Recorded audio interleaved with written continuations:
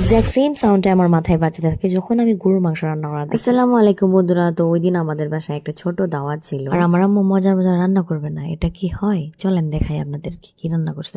প্রথমে আম্মু মাংসগুলাকে ম্যারিনেট করে নিয়েছে আর পেঁয়াজগুলোকে ভেজে সুন্দর করে ম্যারিনেট করা মাংসগুলোকে দিয়ে এখন সুন্দর করে নাড়াচাড়া করে বসাই দিচ্ছে।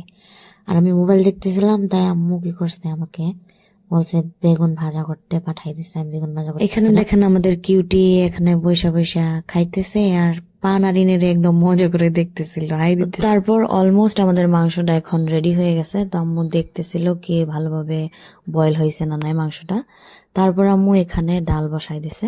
মাসকালাই ডাল এটা রান্না হচ্ছে, আর এটা আমার অনেক ফেভারিট ডাল, আমার আব্বুর অনেক ফেভারিট। তো এখানে মশলাগুলো আম্মু দিয়ে দিছে, যেহেতু এটাতে কোনো অয়েল ব্যবহার করা হয়নি এই ডালটাতে।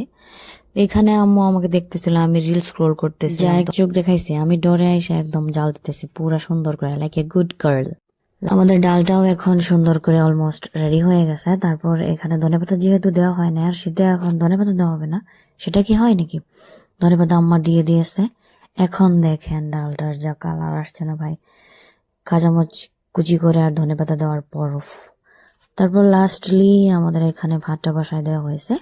রান্না বান্না শেষ, এখন আমরা খাবো। তো আমার সাথে পিচ্চি বসেছে খেতে, আর সবাই খেতে ছিল, আর খায়া সবাই অনেক তারিফ করছে খাবার। আবার পান না হলে হয় না, তো পান খায় সবাই চলে গেছে। আর